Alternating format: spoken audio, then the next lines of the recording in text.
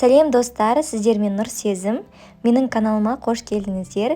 Ауызашарға не дайындайын деп күніге ойланып жүрген болсаңыз, сіздерге дәл осындай өте ерекше дайындалатын тағамның жасалу жолымен бөлісетін боламын. Видеоны соңына дейін қарап, міндетті түрде жасап көріңіздер. Сондай-ақ маған қолдау көрсетіп, менің каналыма тіркеліп кетуді де ұмытпаңыздар. Алдымен пиязды осылай майдалап турап, блендердің көмегімен езіп алатын боламыз. Не болмаса үкіштің көмегімен де майдалап өткізіп алсаңыздар болады. Бастысы пиязды өте майдағы турап алуымыз керек, және осы жерде блендерден өткізген кезде, не болмаса үкіштен өткізген кезде де осылай пияздың суы шығады. Артық суды қолымызбен сығып алып тастаймыз.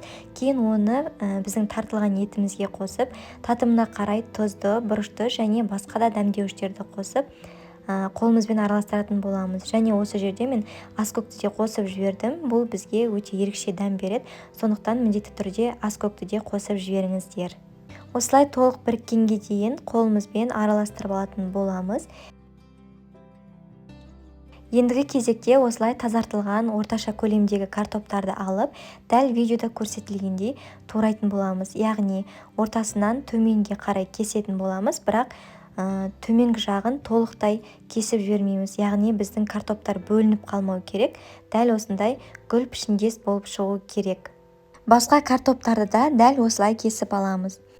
Достар, менің каналыма тіркелмеген болсаңыз, дәл қазір тіркеліп алыңыздар. Менің каналымда бұдан бөлек көптеген тағамдардың, тәттілердің және выпечкалардың рецептін таба аласыздар. Описание бөлімінде ссылкасын қалдырамын. Міндетті түрде кіріп көріңіздер.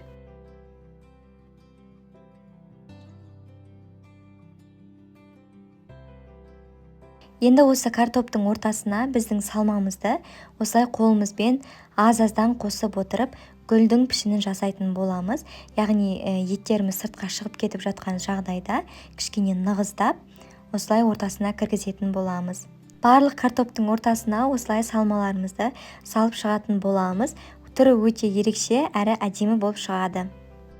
Мен өзім ужинға не болмаса ауызашарға не дайындасам екен деп көп ойланамын.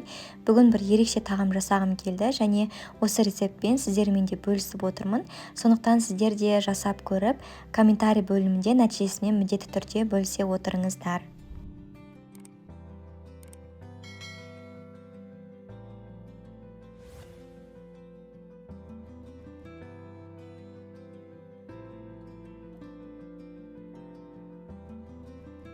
Осылай барлығын дайындап алғаннан кейін енді табаға орналастырамыз. Алдымен табаға осылай майды жағып алатын боламыз. Менде картоптан гөрі салмасы көбірек болып кеткен, яғни ет көбірек болып кеткендіктен осылай қалған еттерді астыңғы жағына төсеп қойдым және үстіне біздің дайындаған картоптарымызды орналастырып шығамыз.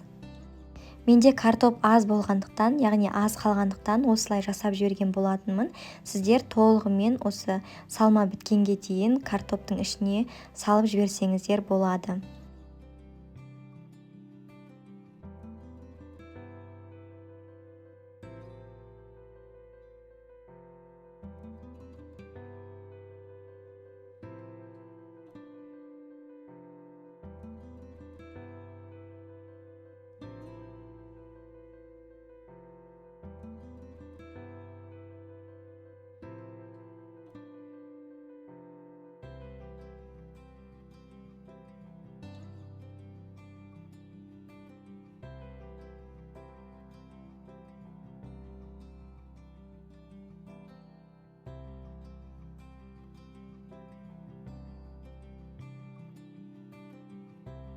Үстіне соус дайындаймыз. Ол үшін суға бір ас қасық томат пастасын және тұзды қосып араластырып аламыз. Және осыны біздің дайындап қойған тағамның үстіне құйып шығамыз.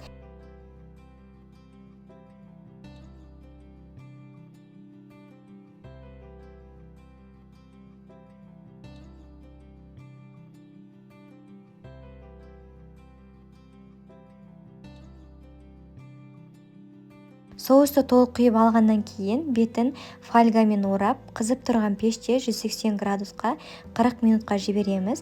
40 минуттан кейін алып, бетіндегі фольганы алып тастаймыз және картоп толығымен пісу үшін тағы да 20 минутқа пешке жібереміз.